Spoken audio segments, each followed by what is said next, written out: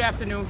I'm here, J. Bailey Morgan, presenter for New Millennium Oral History Archives with Idris. So yeah, we were just mentioning about Asa Philip Randolph, the great Asa Philip Randolph, who was the head of the Pullman Porters, the union. Right. So great trade unionist, and as we were saying, lots of people, were able, if they were able to finish the 8th grade, finish the 12th grade, even go to college. That was you were the first of your generation, I was the of your first family, of my family to go to college. My immediate family to finish high school. Finish secondary school, Right. high school, yes. And the first to go to college, and the first to graduate college. Now, I stayed one semester in Shaw, you mentioned Shaw, and I came back home. You finished the city college. I finished at John Jay College. Oh, John Jay, right. I wound up, I got a job at the Brooklyn House of Detention as a corrections agent. And that was They in sent us- between. That was once I came back up. From Shaw. You left Shaw. Yeah, I left Shaw. Then you started working in New York. I started working before you went back to college. at the jail, and they sent me to John Jay 2 days a week, and we worked 3 days a week. And they sent us to John Jay 2 days. Right. That's how I wound up. Right. You and I were talking about that. That was sort of like a college, a work study program. Before there were work study programs in college. No, it was a job. The job sent us to, John Jay College, and that's before John Jay had their campus, which is up here on 59th 10th Avenue, 59th. Yeah, off 10th Avenue. We attended classes on Park Avenue South. They rented office space.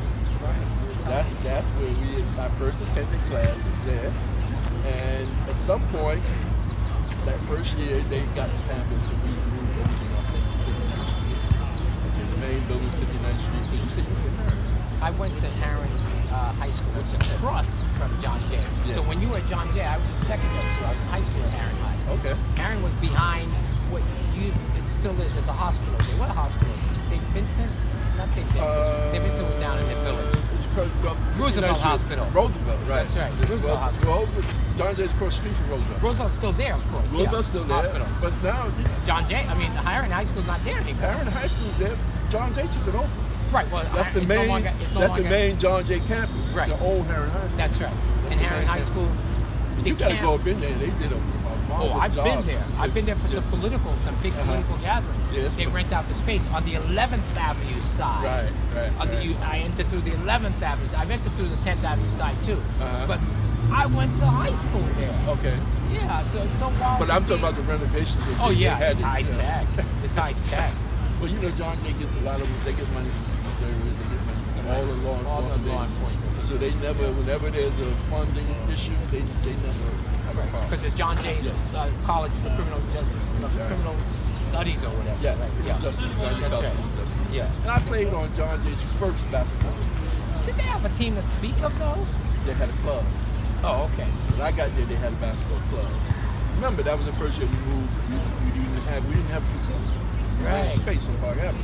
So I played on an inaugural John Jay's basketball. I'm one of John Jay's founding fathers of basketball. Yeah. You're one of the first. Yeah. One of the first. 1972. Wow. So John Jay, that college was there though, right? It didn't exist before 1972. I started in 1972. I don't know how long they. So that means it's only about what, 49 years old. 1972. Okay, so it's 49 That years was the old. first year we moved up to. Wow, that's The interesting. gym was on 56th Street. And how did the college experience? Did it really sort of direct you in the direction in the way that you went, and it really kept you out of any? But you know what kept me in school? I had 3 older siblings. They all dropped out. They didn't finish high school. What kept me was the social aspect part of it. I was social, and then I got to sports, kind of control. I hadn't passed a certain amount of classes, to stay eligible for the team. My major was African American Studies. Minor psychology. So, but now I'm baking. Yeah, no, it's wonderful. Well, listen, it's wonderful because you get that exposure. Yeah. I mean, there's nothing like learning, and learning is an unending process. So, look at the people who do a liberal arts program. Yes. They can wind up doing any number of things.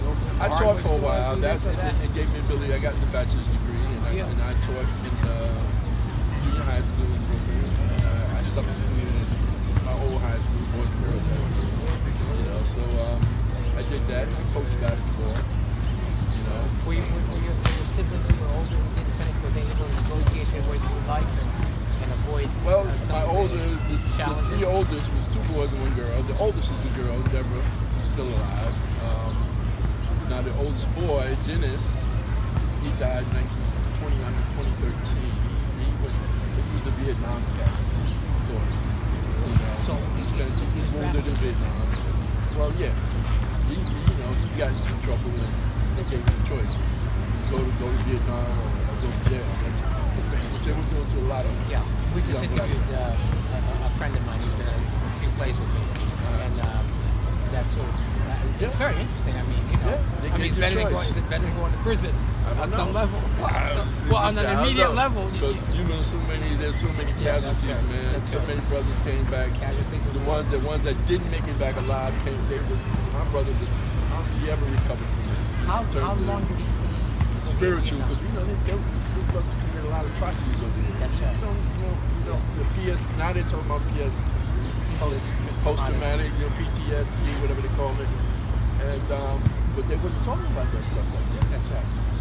You know, now that's just something you hear from Desert Storm. You hear a lot of this term, but they didn't. I mean, brothers were coming back traumatized. You know, drug addicts. You know, they were just to say And not sanity. only that, black and brown folks were on the front lines often there. I mean, you know, one of the Vietnam veterans, he became a journalist and an activist. He wrote a book, Soulville. The front lines were so black and browns. Yeah. You know, and the casualties aren't just those 58,500 dead, approximately. A lot of people were casualties after they came back. Yeah, absolutely. Absolutely. You know, stress and the impact of war. They came back with addictions. Yes. Heroin. Addicted to opium and much else. So it's just extraordinary. So when I said, I didn't mean to say it glibly, oh, better go into prison, but at that moment, a young person went into starting either entering the criminal justice system, which is already another source of brutality, as we know. They're Going into the army. They're both traumatic experiences. Yeah, but going into the army, at least they have a chance to perhaps learn a skill. It's a hard choice. Yeah, it is. A rock and a hard choice. Because they had no idea what Vietnam was doing. That's right. They didn't even know. They never heard of. They didn't know nothing about that. That's right. They didn't know nothing about Laos, being in the Vietnam. forests, That's right. and I found out by talking to brothers that they had tigers.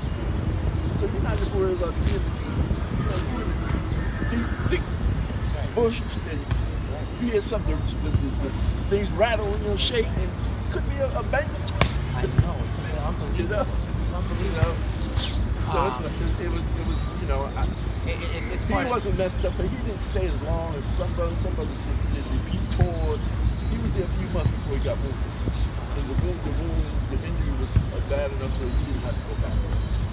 Okay? But I had a good friend who lost his leg over a really good basketball player. A good friend named Douglas. He lost his leg. He got like a 1,000% disability from the military, so he was getting back then in 1960. He probably was getting $2,000 a month. A lot of that money went to drugs, but we saw on the streets the effect of what a lot of people who served time in the war theater came back with a lot of medical, psychological, a lot of challenges, and our heart bleeds for them. It's just terrible. And I was fortunate. I was born in 52, so the war ended in 70. The shooting war ended in 73, finally ended in 75. But I was right at the tail end of that when they started what they call the lottery. They put from all 365 days in a barrel and then take out, each day.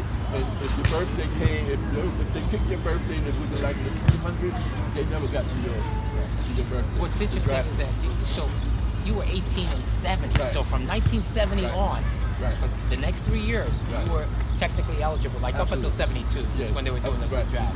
That's lottery thing. And my birthday always came up in 300s. Wow. So I was always in school, and I stayed in school. I was a student. So now tell us. So you went there. You graduated from John Jay. You were teaching. You had some part-time jobs before then, and then you also had mentioned a little singing group. Oh yeah, right? I did that in high school. Called Shades of Sound. Shades of Sound. Yeah, we won. No recordings, though, you told me, right? We won, just, one of them, the brothers, I told you two of them were killed in the car crash. Right. Clyde Hall, his girlfriend, wife, they weren't married, but they were childhood sweethearts. They had a child together.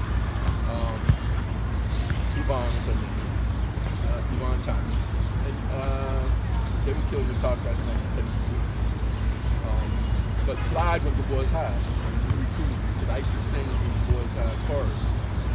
So he saw me singing. We used to do like in the assembly. I was the lead singer, and I used to sing on the song. It's a song by Harry Belafonte called "The Dog Song." Chorus when it Freedom's probably the song type, civil rights song. And so he approached me one day because his brother was in the group. So it was two girls, they were sisters, him and his brother were in the group. The brother left the group. So at that point he recruited me. So, but that was all in high school. So that was all in high school. In high school. Right? That's like 1970, 69, 70. And then when I went to Shaw in 71, I kind of like left the group. Then I came back. So at some point the group got back together. Right. And then you also, if you want to talk about it, you entered the spiritual side. You became an Orthodox. In 1976, years, and two people were killed. Two code singers were killed in the car crash. I became Muslim early 1976. I don't know. I can't remember what January or February. They were killed in April 1976. Just had an 45th anniversary of their death. 45 years. Yeah. Because their daughter, the little girl they had, I'm Facebook friends with her. She lives in North Carolina. Okay, she's an adult now, and so she posted on Facebook the 45th anniversary of my parents' death. Okay, now that was April.